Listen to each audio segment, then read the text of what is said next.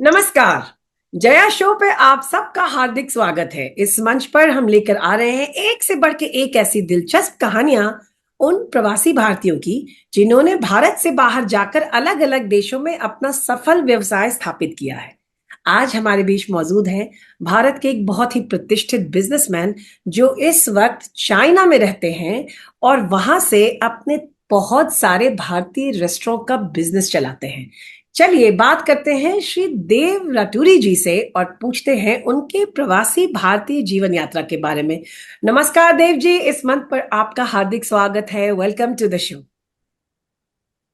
जय जी, नमस्कार एंड बहुत बहुत धन्यवाद आमंत्रण देने के लिए। और साथ साथ मैं आपके दर्शकों का भी धन्यवाद करना चाहता हूं जो लोग इस शो को देखते हैं और इन शो से जो लोग जिनको आप बुलाते हैं उनसे प्रेरणा लेते हैं।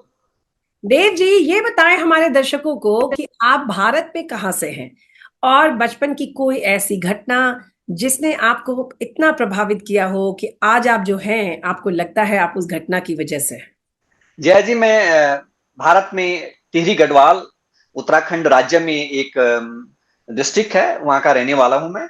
और पिछले 2 दशकों से ज्यादा मैं चीन में रह रहा हूँ। मेरे को चीन में लगभग 21 साल हो गए हैं।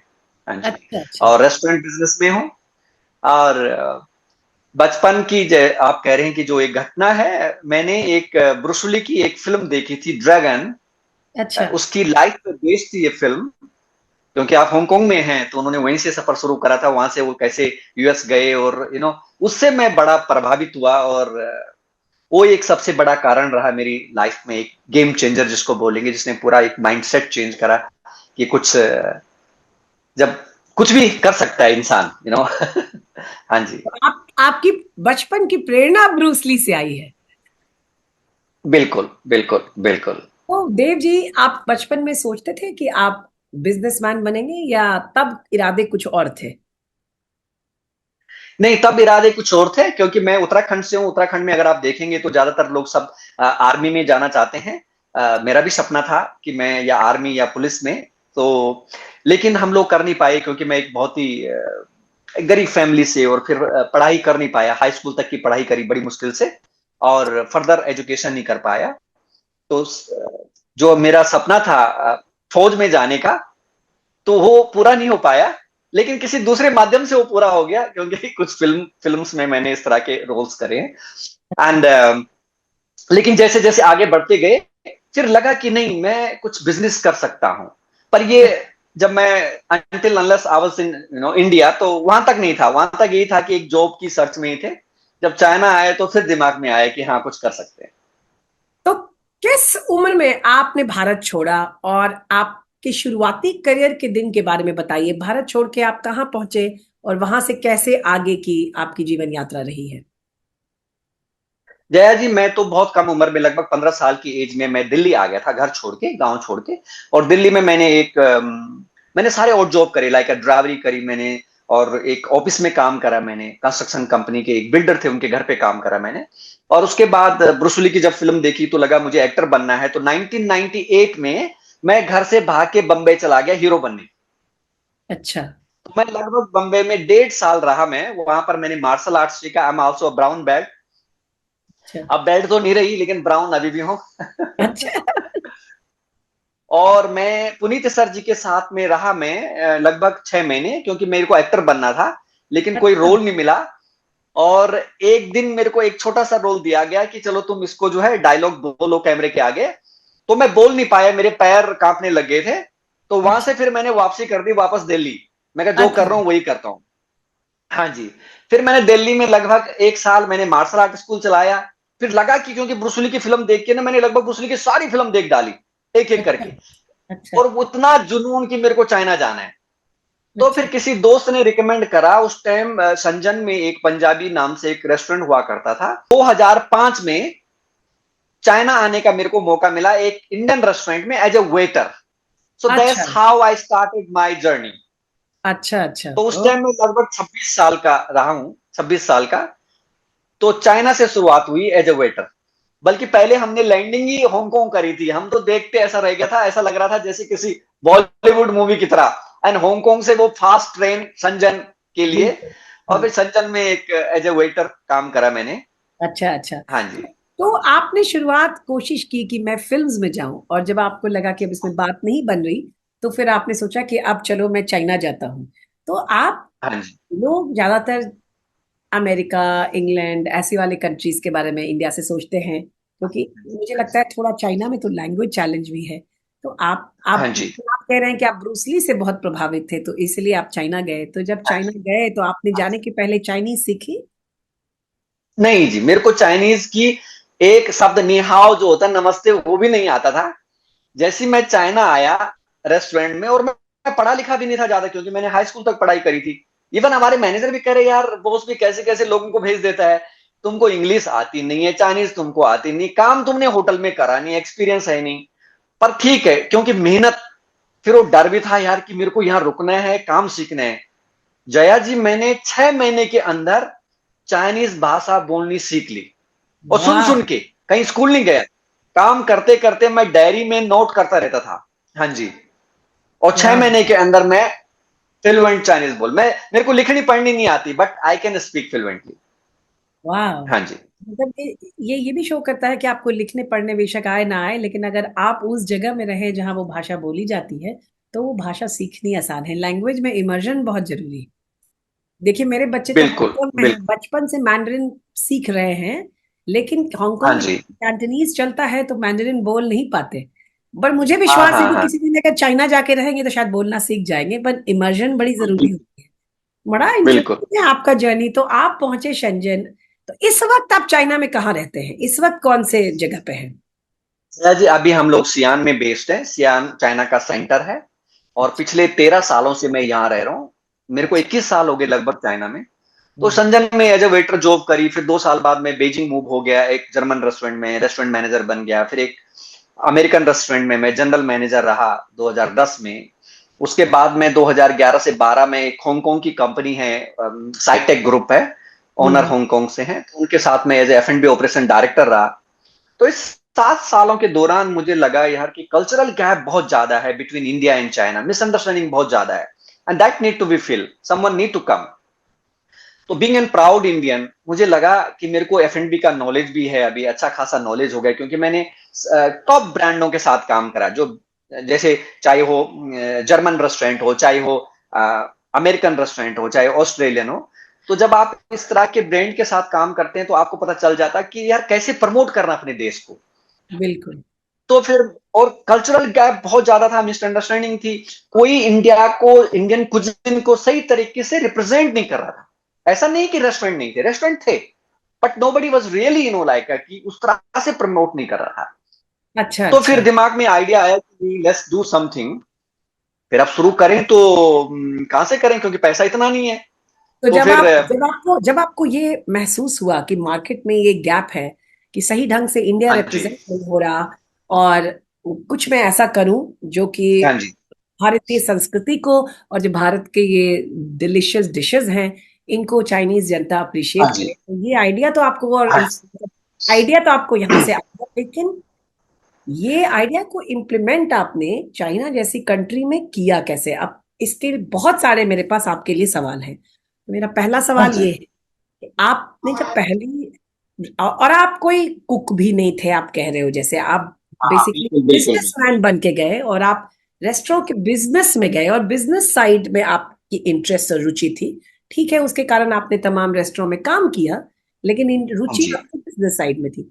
तो जब आपने पहला रेस्टोरेंट शुरू किया, तो सबसे पहले हाँ जी। आपने फंडिंग कैसे जुटाई? वो कहाँ से पैसे, बिकॉज पैसे हाँ चाहिए किसी भी देश में, तो जी। कैसे आपने फंडिंग जुटाई, शुरुआत कैसे किया? जय जी, ये सबसे बड़ा चैलेंज था मेरे लिए फंड जुटाने का। हमने लगभग मेरे पास पड़े होंगे लगभग मेरे ख्याल से 3-4 लाख आरएमबी जो इकट्ठे करे थे, क्योंकि मेरी आई was a high paid, like salary मेरे को, जब मैं अमेरिकन रेस्टोरेंट में था 2010 में भी, तब भी मेरे को इंडिया का 3.5-4 लाख रुपए सैलरी मिल जाती थी एज ए जीएम। तो कुछ पैसे इकट्ठा था, लेकिन उससे रेस्टोरेंट खुलने वाला नहीं था। जो हमने पहला रेस्टोरेंट भी खोला, उसमें लगभग लगभग 1.5 मिलियन आरएमबी लगा।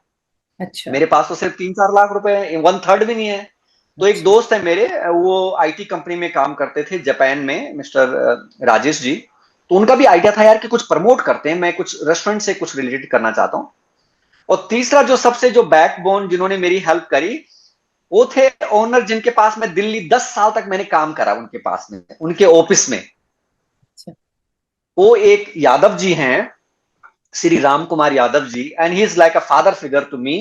अभी भी मैं जब भी इंडिया जाता हूं तो सबसे पहले उनके घर पे ही जाता हूं। मैं उनके घर पे काम करता था, उनकी गाड़ी अच्छा। साफ करना, उनको ड्राइव करके घर से उनके फार्म हाउस में लाना, और उनके कंस्ट्रक्शन बिजनेस में उनको सपोर्ट करना। तो उन्होंने बड़ी सपोर्ट करी मेरे, तो उन्होंने लाइक 500,000 से ज्यादा उन्होंने सपोर्ट करी। तो तब जाके ये सबकी मदद से एक रेस्टोरेंट खुला था, और ये पहला, पूरे चाइना में पहला भारतीय सांस्कृतिक रेस्टोरेंट था। हमने और उसका कहाँ नाम ही पर? हिंदी में रखा, भारतीय सांस्कृतिक रेस्टोरेंट, ये सियान शहर में। शियान शहर में। तो इस रेस्टोरेंट की क्या खूबी थी, इसमें आपने कैसे सुनिश्चित किया कि चाइनीज क्लाइंट्स को ये अपील भी करे और भारत के जो ऑथेंटिक खाना है, ये ऑथेंटिसिटी भी आपकी सुनिश्चित हो? तो ये जो एक बैलेंस है, बड़ा डेलिकेट बैलेंस है अचीव करना, तो ये आपने कैसे हाँ जी, सुनिश्चित किया? जया जी, ये रेस्टोरेंट तो था ही नहीं। ये जो है हमारा शुरू से एक माइंडसेट था कि we want to make a bridge, ये एक कल्चरल एक्सपीरियंस सेंटर था हमारे लिए, कि जहां पर लोग आए और भारतीय संस्कृति का अनुभव करें। चाहे उसका जो डेकोरेशन हमने बनाया था, पूरा इंडियन थीम में, दरवाजा इंडिया से, खिड़कियां इंडिया से, उसके जो है साड़ी का जो कल्चर है, यहाँ पर हमने जो है एक कॉर्नर बनाया था जहां पर आप इंडियन कपड़े पहन के फोटोग्राफी कर सकते हैं। यहाँ पर लाइव बॉलीवुड डांस था, यहाँ पर योग था, यहाँ पर हमने हिंदी दिवस मनाया, हमने दिवाली, होली, कृष्ण जन्माष्टमी। मैं तो उस टाइम ये भी कहता था कि इतना कल्चरल प्रोग्राम तो हमारी भारतीय एम्बेसी नहीं करती, दूतावास नहीं करता, जितना मैं करता हूं। यूनिवर्सिटी अच्छा। के साथ में कोलेबोरेशन हो गया। हाँ जी, हाँ जी। मतलब कि आप 2013 से 14 के बीच में, I will send you some videos and like a media, लगभग 100 से ज्यादा ऐसे अखबार, मैगजीन के फ्रंट पेज, यूनिवर्सिटीज में, हर टीवी में, Shaanxi TV, Xi'an TV, CCTV, Beijing TV, हर जगह, क्योंकि I used to speak, I was a fluent in Chinese, तो मैं चाइनीज में अच्छा बोल लेता था। वो एक एडवांटेज था। किस तरह से हमने भारतीय संस्कृति का जो है यहाँ पर एक जो प्रचार प्रसार बोलेंगे उसको, जिस तरह से लोगों के दिमाग में जो छवि थी भारत की, भारतीय संस्कृति की, उसको एक नया स्वरूप देने में मुझे लगता है कि हमारा काफी इसमें योगदान रहा है। अच्छा, तो ये आपकी मार्केटिंग स्ट्रैटेजी थी अपना, कि इस तरह से पीएससी इस थी हमारी। रेस्टोरेंट को प्रमोट करेंगे कि एक हाँ जी, कल्चरल एक्सपीरियंस होगा और साथ में ऑफ कोर्स भारतीय भोजन भी होगा। तो जो आप बिल्कुल। आज भी जो उसके लिए आपके शेफ्स इंडिया से लेते हैं, किस तरह से आप अपना वहां पे सब संस्था को रन करते हैं? जया जी, मैं लगभग इंडिया से, भारत से लगभग 300 से ज्यादा लोगों को ला चुका हूं। अभी 100 के अच्छा। करीब हमारी कंपनी में काम करते हैं भारत से। और ये पहली कंपनी है, भारतीय कंपनी, प्रवासी भारतीय कंपनी, जिसमें 100 से ज्यादा इंडियन एम्प्लॉय है चाइना में। अच्छा, और कहाँ से है हाँ इंडिया में? जी, ये सारे अलग अलग राज्यों से हैं, पर मैं कहूंगा 70% तो हमारे उत्तराखंड से है। अच्छा, तो खाने में हाँ जो जी, खाने का आपका वैरायटी है, वो काफी उत्तराखंड के उसमें डिशेस होंगे मेरे ख्याल से। नॉर्थ नॉर्थ इंडियन खाना ज्यादा पॉपुलर है यहाँ पर, साउथ इंडियन थोड़ा सा कम है, तो हम लोग ज्यादा नॉर्थ इंडियन खाने पे फोकस करते हैं। हाँ, अभी जया जी क्या है कि पूरा ट्रेंड चेंज हो चुका है। पहले क्या था कि लोग, अगर आपका खाना अच्छा है तो लोग कई मील, मतलब 10 किलोमीटर, 15 किलोमीटर, 20 किलोमीटर से भी ड्राइव करके आपके पास आएंगे, अच्छा। क्योंकि आपका खाना अच्छा है। अब वो ट्रेंड बदल चुका है। अब खाना अच्छा होना काफी नहीं है, खाना तो अच्छा चाहिए चाहिए, लेकिन सेम टाइम पे it has to be very presentable. अगर बिल्कुल। आपका खाना इतना प्रेजेंटेबल नहीं है कि लोग, जैसे खाना रखा है, अगर गेस्ट ने, किसी 4 गेस्ट बैठे, अगर उन्होंने, किसी ने भी फोन निकाल के फोटो नहीं खींची, तो आप समझ लो कि आप मार्केट में जो रेस में आप पिछड़ रहे हैं। अच्छा। ये ट्रेंड है। हाँ, अभी ऐसा हो गया, मतलब खाना अच्छा चाहिए चाहिए, लेकिन उससे बढ़िया, उससे पहले अभी वैरायटी चेंज हो चुकी है। अब वो जो है खाना प्रेजेंटेबल पहले चाहिए। और करना। अभी फिर हमारा जो रेस्टोरेंट है जया जी, हमारा कोई भी रेस्टोरेंट में अगर आदमी जाता है तो उसमें पूरा आपको कल्चरल एलिमेंट मिलेंगे। आप जैसे दरवाजा खोलेंगे तो सबसे पहले आपको एक राजस्थानी दरवाजा मिलेगा, आपको लगेगा कि आप जो है हमारे जो भव्यता है हमारी भारत की, तो वो दिखेगा। उसके बाद आपको अंदर जाएंगे तो पूरा जो डेकोरेशन है, जो आपकी पेंटिंग है, जो वॉल है, जो आपका खाना है, जो प्लेटिंग है, जो स्टाफ है, जो बॉलीवुड डांस है, तो ये सारी चीजों का एक जो है अनुभव आपको मिलेगा। तो जो भी अंबर पैलेस में आता है वो एक अनुभव लेके जाता है, सिर्फ खाना खा के नहीं जाता है। अच्छा अच्छा। तो हमारा स्लोगन ये समथिंग टू रिमेम्बर। तो और जब आपके जाता है गेस्ट आपके तो वापस आता है। आपके रेस्टोरेंट्स का नाम क्या है? अंबर पैलेस। अंबर पैलेस, अच्छा। तो इंस्टाग्राम पे इसकी साइट है, अंबर पैलेस की, आई एम हाँ श्योर। जी, हाँ जी, हाँ जी। अच्छा अच्छा। इंस्टाग्राम पे भी है, फेसबुक पे भी है। हाँ और एक काफी पॉपुलर रेस्टोरेंट है among the Chinese, and it is हाँ also one of the largest chain of Indian cultural restaurant in China हाँ। until आपके, last year, but this year I'm not sure because we had to close few restaurants because of the economic decline. हाँ हाँ। तो अभी हाँ कितने जी। Restaurants हैं आपके चाइना में अभी जया कितने? जी, हमारे लगभग 14 रेस्टोरेंट थे। हाँ, अभी हमारे 9 रेस्टोरेंट है, 9। 9 है, अच्छा अच्छा। तो जब आपने रेस्टोरेंट बिजनेस की शुरुआत की, आपने आपने फंड जुटाया, अपने प्राइवेट सोर्सेज से आपने शुरुआत की, तो शुरुआती चैलेंजेस के बारे में बताइए। शुरुआत में आपको क्या क्या चुनौतियों का सामना करना पड़ा चाइना में होके? जया जी, चाइना में कोई भी बिजनेस है, जो सबसे बड़ा चैलेंजेस रहता है, एक तो रहता है लैंग्वेज बैरियर, और दूसरा जो कल्चरल डिफरेंसेस हैं। ये दो चैलेंजेस हर एक बिजनेस में है। अच्छा। आप चाइना में कुछ भी बिजनेस कर रहे हैं, और मुझे लगता है कि सिर्फ चाइना में नहीं, अगर आप किसी दूसरे देश में भी हैं, हाँ ये दो चैलेंजेस तो रहेंगे रहेंगे। And then marketing understanding, like आपको पूरा देखना पड़ता है किस तरह से मार्केट में क्या चल रहा है। तो ये जो मेजर चैलेंजेस रहे हैं, ये शुरू में भी थे, पहले भी थे, अब भी हैं, आगे भी रहेंगे, अगर आप कुछ भी बिजनेस कर रहे हैं। हाँ जी। अगर बिजनेस कोई करना चाहे, कोई युवा इस समय आके चाइना में, तो हाँ चाइना जी। में वीजा वगैरह मिल जाता है? नहीं, वीजा बहुत आसान है। वीजा अच्छा बहुत आसान है जया जी, चाइना में कोई भी बिजनेस करने के लिए। इसके लिए मैं, मतलब I have been to more than 25 countries and around the world. And मेरे बहुत सारे दोस्त हैं जो अलग अलग देशों में बिजनेस करते हैं। और जब उनसे बात होती, जो चाइना में जो बिजनेस करने का जो तरीका है, जिस तरह से वो सपोर्ट करते हैं, they really go beyond to help you as an अच्छा एंटरप्रेन्योर। जब मैंने शुरुआत करी तो यहाँ पर चैलेंजेस था यार, मुझे पता भी नहीं था। वीजा, मेरा बीजिंग से वीजा था, मैंने यहाँ के रेस्टोरेंट खोल दिया, उन्होंने बोला नहीं ये नहीं चलेगा, आपको जो यहाँ का लाइसेंस, यहाँ के वीजा, इसी सिटी का, इसी रेस्टोरेंट का वीजा होना चाहिए, इस पे आप काम कर सकते हैं। So they close our restaurant for 3 days। अच्छा उसने बोला नॉर्मली हम लोग पेनल्टी लगाते हैं कम से कम 4-5 50 हजार आरएमबी, और आपका जो है 15 दिन तक रेस्टोरेंट बंद हो सकता है, लेकिन नहीं, हम आपको सपोर्ट करेंगे, वी विल गाइड यू। उनके डिपार्टमेंट से बंदा आया, उसने फटाफट फटाफट सारा हमारा हेल्प करी, एंड वी अच्छा। Get all the licence and all the visa within a week. और अब तो अच्छा। खैर फास्ट हो गया, अब तो 24 आवर्स के अंदर। तो लाइसेंसिंग वगैरह मिलना, ये सब सब चाइना में काफी स्मूथ है पूरा प्रोसेस? बहुत स्मूथ सिंगल विंडो सिस्टम, 24/7 आपको जो है, आपको आपका लाइसेंस मिल जाएगा। आपको कोई भी बिजनेस करना है, अच्छा। अभी बिजनेस क्या करना है, तो हाँ, यहां पर ये जो बताइए चाइना कि में अगर कोई बिजनेस किस करना। किस किस तरह के, आप तो रेस्टोरेंट बिजनेस में हैं, पर चाइना में इस समय आप किन किन क्षेत्रों में देख रहे हैं कि अगर कोई आके बिजनेस करना चाहे तो उसके पास काफी जो है बिजनेस सक्सेसफुल होने का चांस है चाइना में? कौन कौन से ऐसे क्षेत्र हैं जिसमें लोग आ सकते हैं या आ रहे हैं ऑलरेडी? जया जी देखिए, एफ एंड बी में तो है ही, इसमें भी बहुत सारा स्कोप है, अपॉर्चुनिटीज है। एंड पर बिल्कुल, मतलब एफ एंड बी में तब स्कोप है अगर आप एक इनोवेटर हैं, अगर आप कुछ टेबल पे, if you can bring something like, क्योंकि चाइना कम से कम 20-25 कंट्रियों का एक मिश्रण है। आप 20-25 कंट्री घूम के आ जाओ और चाइना में आपको सारी चीज मिलेगा। लेकिन अगर आपको लगता है कि आप कुछ सब कुछ कुछ अलग हटके, you can serve on the table, then this is the place for you.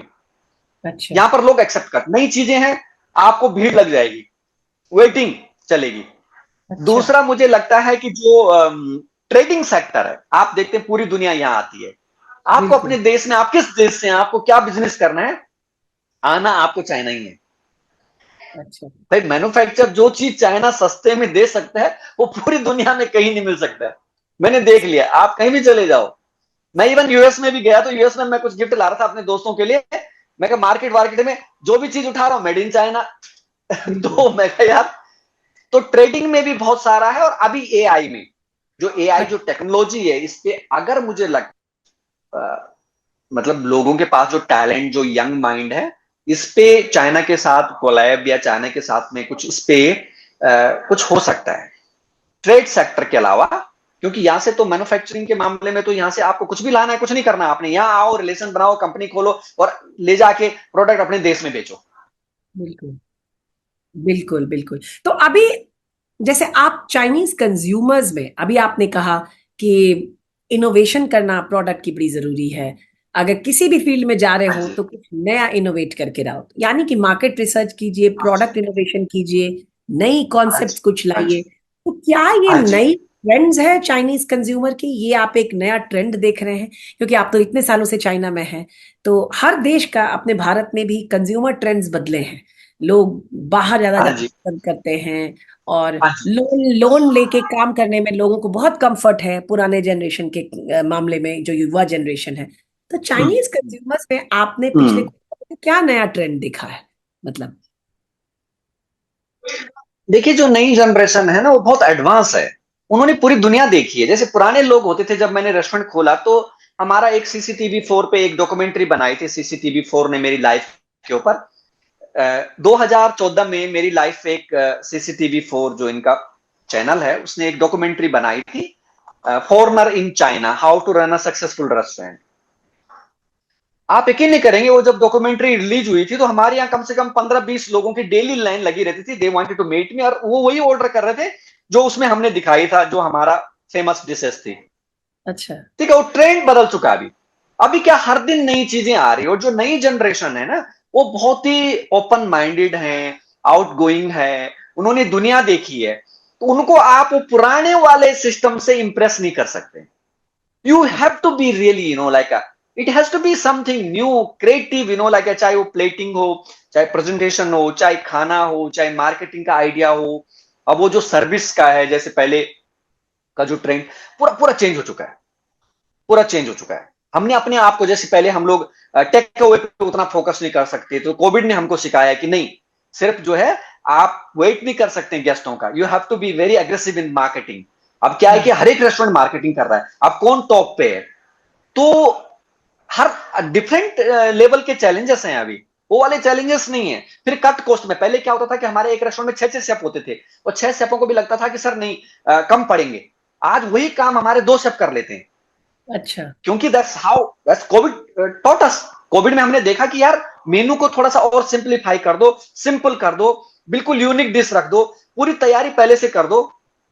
तो क्या कहते हो, अवसर क्या होता है उसकी, आविष्कार की जननी है। जब इस तरह के जो, जब ऐसे हालात आते हैं, तो तब आप कुछ ना कुछ नया आविष्कार करते हैं।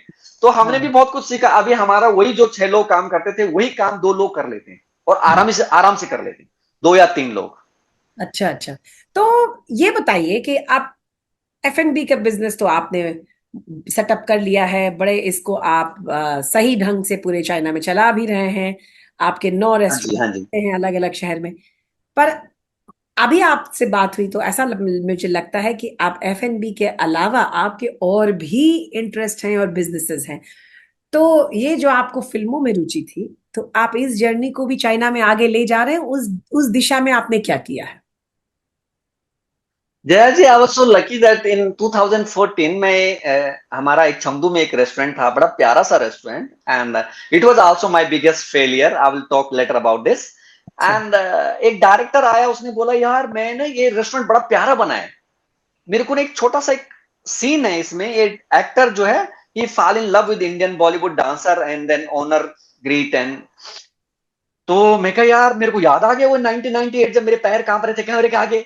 मैं कहा देव यार, आज मौका है। इस मौके पे छोटा सा रोल था, एक स्वाद नाम की एक ऑनलाइन फिल्म थी उनकी, कह रहे इसको ना आप करो। तो मैं कहा तेरे को प्रमोट करना पड़ेगा हमारा रेस्टोरेंट। कह रहे ठीक है, मैं प्रमोट कर दूंगा। So I played a very small role in that movie. अच्छा। तो उसमें एक गुस्से वाला एक सीन था, बड़ा गुस्से वाला एक सीन था। वो डायरेक्टर को, और उसमें एक और पुलिस वाले का रोल कर रहा था, और वो था वो डायरेक्टर किसी और फिल्म का, वो भी अच्छा। उसमें एक रोल कर रहा था। उसने देखा मेरा वो एक्सप्रेशन एंड बोला यार देव, भाई मैं एक फिल्म लिख रहा हूं और मुझे लगता है कि इसमें जो मेन गैंगस्टर है ये तू कर सकता है। अच्छा।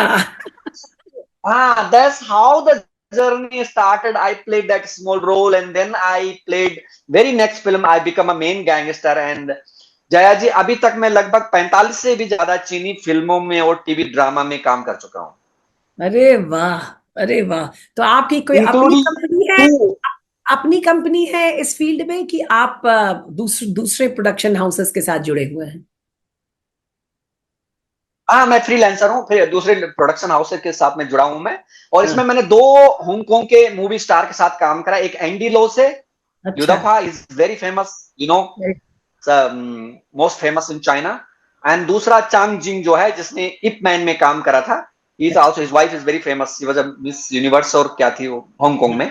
जैसे मैंने कहा था कि शुरू में मेरा सपना था कि मैं फौज में जाऊं, फौज हाँ। में जाने हाँ। का मौका तो नहीं मिला, लेकिन फिल्म के माध्यम से मैंने कई बार फौजियों का हो गया, स्पेशल आर्मी फोर्सेस हो गया, कमांडो का, पुलिस का, और अलग अलग किरदार निभाने का मौका मिला मेरे को। And I did almost like 45, films and TV drama so far oh in वाह, China. That's amazing.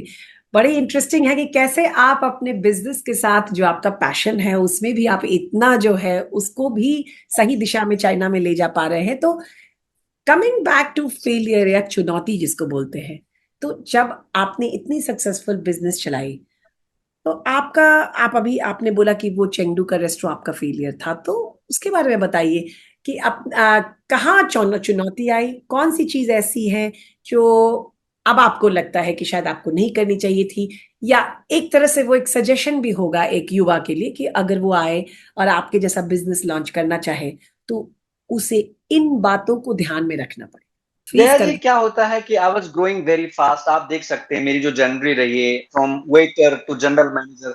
एक वेटर से जहां मेरे को 10,000 रुपए तनख्वाह थी, एक जनरल मैनेजर जहां मैं 3.5-4 लाख रुपए कमा रहा था। उसके बाद मैंने एक रेस्टोरेंट खोला, वो बहुत सक्सेसफुल हो गया, दो खोला, तीन खोला, चार खोला। एंड जब आप ऐसे पीक पे रहते हैं तो जो फिर आप उस दौरान जो है, वो एक ऐसा एक समय होता है जब you don't like the ideas, जब आप कोई दूसरा आपको सलाह दे रहा होगा तो आपको नहीं लगता, आपको लगता है कि आप बहुत सक्सेसफुल है। सो मेरे अंदर जो है वो ईगो, अहम जिसको बोलते ओवर हैं। कॉन्फिडेंस, हाँ, अहम। अहम आ गया था। एक ओवर कॉन्फिडेंस मतलब अति आत्मविश्वास, एक तो होता आत्मविश्वास, एक था बिल्कुल। अति आत्मविश्वास आ गया था कि no I am the best, like मेरे को नहीं सुनना है। तो इस तरह का फिर थोड़ा सा पार्टी वार्टी और लाइक जो डिसिप्लिन लाइफ है, जो तीन चीजें मुझे लगती है लाइफ में, अगर वो नहीं है तो कामयाब होना बहुत मुश्किल है। जया जी, जो मुझे अनुभव होता है, जो मैंने गलतियां करी है लाइफ में, बड़ा ईगो आ गया था उस दौरान। मैं सुन नहीं रहा था, और पहले एक्चुअली क्या था कि मेरे सर्कल में भी सारे लोग ऐसे थे कि जो मुझे सलाह देते हैं वो मेरे दोस्त हैं, और मेरे दोस्त जो है अभी जॉब ही ढूंढ रहे हैं। और मैं फिर मुझे लग रहा था कि मैं तो सक्सेसफुल हो गया, मैं इतने सारे रेस्टोरेंट खोल दिए, मैंने इतने सारे लोगों को रोजगार दे रहा हूँ, why should I listen. Even कई बुजुर्ग लोगों ने मेरे को सलाह दी, this is not a right decision, पर कौन सुनने वाला, क्योंकि उस टाइम मुझे लग रहा था ये डिसीजन सही है। बट मुझे लगता है कि ऐसी गलती कभी नहीं करना चाहिए। जब आपको लगता है कि आप सबसे सक्सेसफुल हैं और आपने सुनना बंद कर दिया, मुझे लगता है वहीं से पतन शुरू हो जाता है। और ऊपर वाले ने ऐसा गिराया जया जी, ऊपर से धड़ाम, मैं बता रहा हूं, आज तक वो गूंज जो है ना सुनाई देती मुझे। और मुझे लगता है अच्छा हुआ, I am really very happy, I am thankful to God that मुझे इस तरह से गिराया कि मेरे को 2 साल लगे उससे बाहर निकलने में। इतना 1.5-2-3 करोड़ रुपए का कर्जा हो गया, रेस्टोरेंट बंद हो गए, स्कूल में मतलब बच्चों की फीस देने के लिए पैसा नहीं है, घर में वाइफ के ताने, और मैं नौकरी ढूंढने लग गया था दोबारा। इतना ऊपर चढ़ने के बाद में जब नीचे गिरा तो या क्योंकि फिर रियलाइज हुआ, फिर 2018 में मैंने दोबारा से नई स्टार्ट करी इस अंबर पैलेस की। 2020 में आया, ऊपर वाले कोविड ने बोला नहीं, तेरे को ऐसे नहीं छोड़ूंगा मैं, बड़ा घमंड करा तूने पहले भी, धड़म से। फिर 2020 में सब खत्म। तो देन मैंने रियलाइज करा, ये बहुत ज्यादा जरूरी है कि आपको एक समय पे मनन करना चाहिए। इस तरह की गलतियां करने से पहले अगर मनन करेंगे, फिर I change completely Jaya ji, I become more discipline. मुझे लगता है कि बहुत ज्यादा जरूरी है। बहुत डिसिप्लिन। ज्यादा जरूरी है। मेरे गुरुजी थे, डिसिप्लिन, अगर लाइफ में डिसिप्लिन नहीं है तो मुझे नहीं लगता है कि एक आदमी कुछ बड़ा कर पाएगा। एक डिसिप्लिन और एक जो सकारात्मक सोच है, क्योंकि थॉट बहुत, वो कहावत है, dreams are the most powerful energy. अगर बिल्कुल। आपकी थॉट सही नहीं है, प्योर नहीं है, सिर्फ ऐसा नहीं कि आपकी बड़े सपने देखने आपको आते हैं लेकिन वो प्योर नहीं है, आपका इंटेंशन क्या है, जो योग कर्म बोलते हैं ना हमारे यहाँ, मतलब दो तीन चीजें हैं जो मुझे लगता है कि जो भगवत गीता से मुझे, मैं उसका मनन भी करता हूं शुरू से ही, कि कर्मण्डिय बाधिका रस्ते मां फलेशु कर, कर्म पे ध्यान दो, ये आपके हाथ में है, रिजल्ट आपके हाथ में है ही नहीं। मुझे पहले लगता था कि जब हमारे 8-10 रेस्टोरेंट थे कि सब कुछ मेरे कंट्रोल में, मैं ही चला रहा हूं, मैं चला रहा हूं। कोविड आया, लगा अरे यार, मतलब ये तो वैसे भी चल ही रहा है, दुनिया चल ही रही है। मुझे पहले ऐसा लगता था, उस तरह का ईगो था, ओवर कॉन्फिडेंस था कि मेरे बिना नहीं होगा। भैया ऐसा नहीं है, किसी के बिना कोई चला जाता है, दुनिया नहीं रुकती है। तो इस घमंड से हमको बाहर निकलना है, जितनी जल्दी निकले। जो भी यंग जो करना चाहते बिजनेस, ऐसी गलतियां ना करें जो मैंने करी, कि आपके अंदर हो अति आत्मविश्वास आ गया, वो ईगो आ गया कि मैं चला रहा हूं, मैं कुछ नहीं है। उससे जल्दी, जितनी जल्दी बाहर निकल जाए उतना अच्छा है।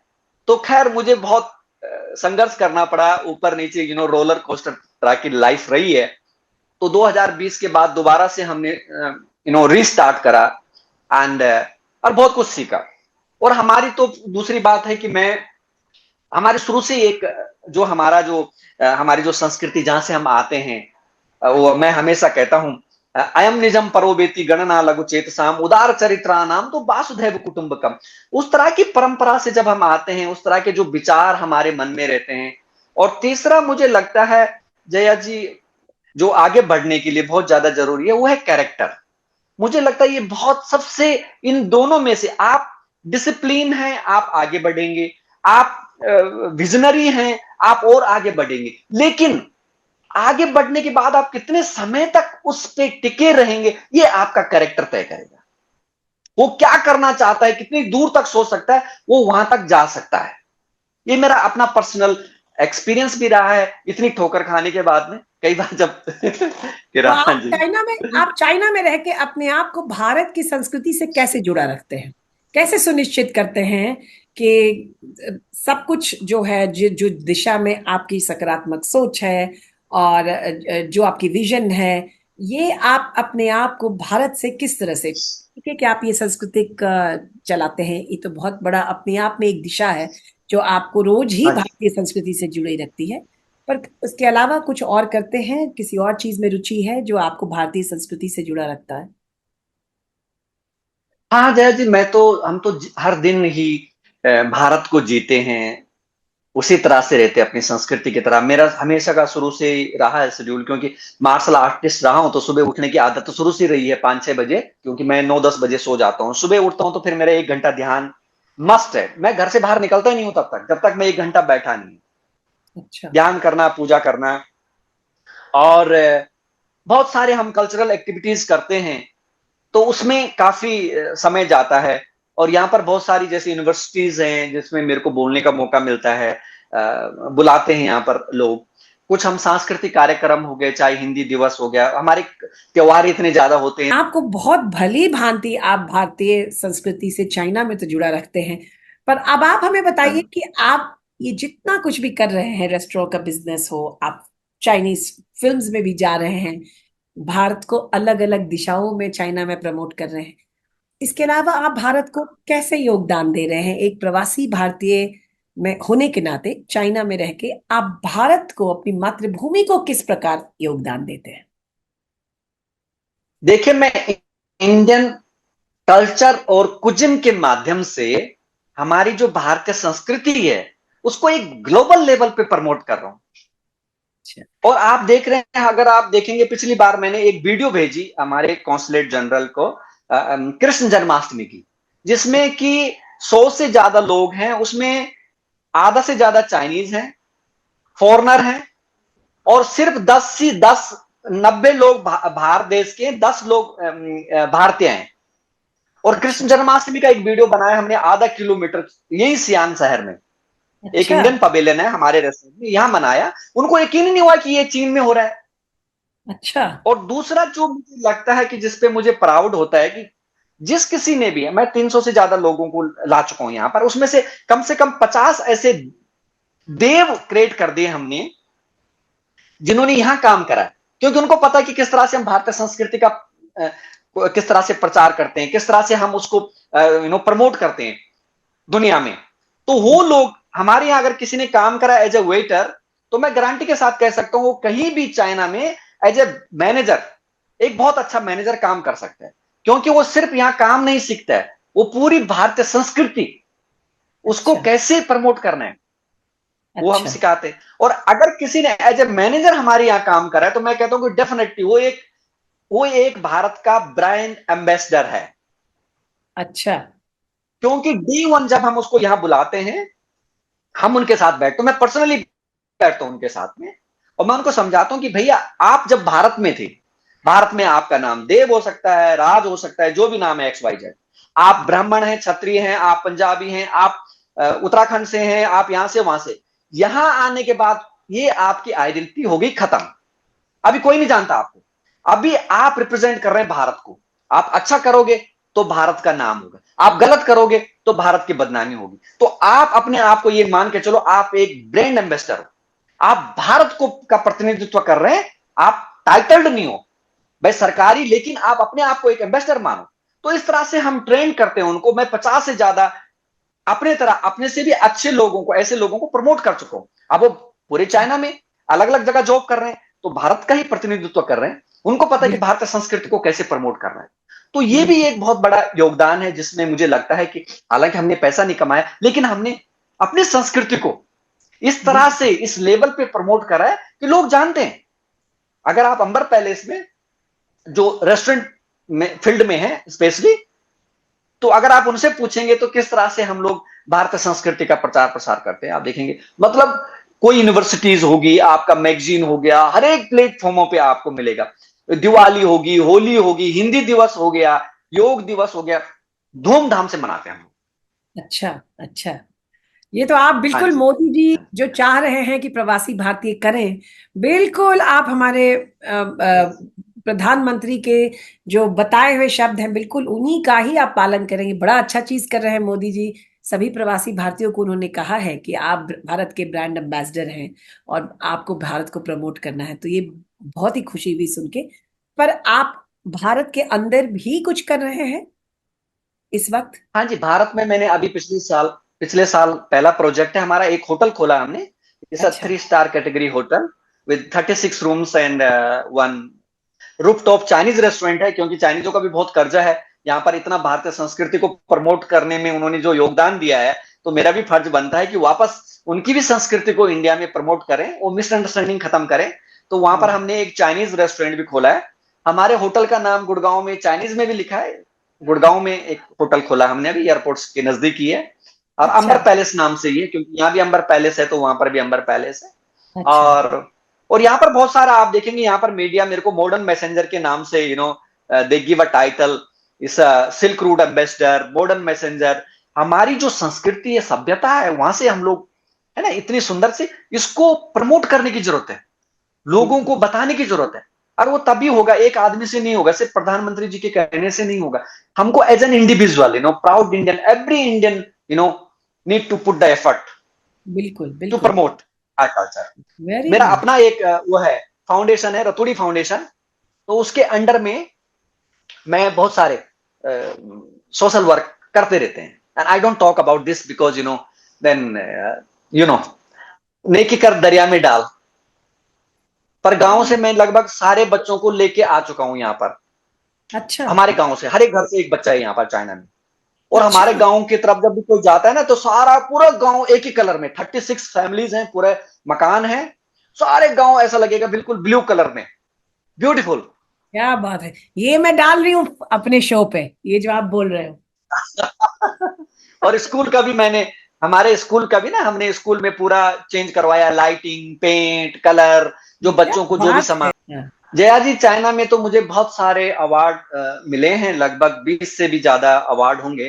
अलग अलग फील्ड में, like top 10 Indian businessman in China, और 100 आउटस्टैंडिंग एंटरप्रेन्योर इन सियाम, जहां मैं हूं, जहां पर मैं बिजनेस करता हूं। और भी बहुत बहुत सारे अवार्ड है। यहाँ की जो सेवंथ स्टैंडर्ड की इंग्लिश टेक्स्ट बुक है, उसमें एक छोटा सा चैप्टर मेरी जीवनी के बारे में भी पढ़ाया जाता है। इसके हाँ। साथ साथ भारत में मुझे पिछले साल माननीय मुख्यमंत्री जी द्वारा one of the highest civilian award, Uttarakhand Gaurav Samman मिला है। एंड ये सब प्यार है भारतवासियों का।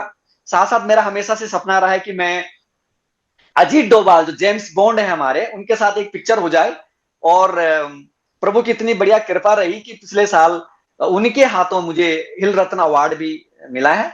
और भी बहुत सारे अवार्ड मिले हैं। ये अवार्ड एक जिम्मेदारी है, सिर्फ अवार्ड नहीं है, इससे आपकी जो सोशल रिस्पॉन्सिबिलिटी है और बढ़ती है। और बहुत सारे दोस्त हैं जो मेरे मित्र हैं, वो गूगल सर्च करके बोलते हैं, यार अभी तो तुम्हारा नाम विकिपीडिया में आ रहा है। बहुत बहुत शुक्रिया देव जी, आपकी बातें इतनी प्रेरणात्मक हैं, आपकी कहानी इतनी दिलचस्प है, इतनी प्रेरणादायक है, इतने इसमें इंफॉर्मेशन है। मुझे पूर्ण विश्वास है कि हमारे सभी युवा पीढ़ी को आपकी पूरी बातों से बहुत कुछ सीखने को मिलेगा। धन्यवाद हमारे शो पे आने के लिए, और बहुत सारी शुभकामनाएं आपके आगामी जीवन के लिए। Thank you very much for coming to our show. Thank thank thank you very much.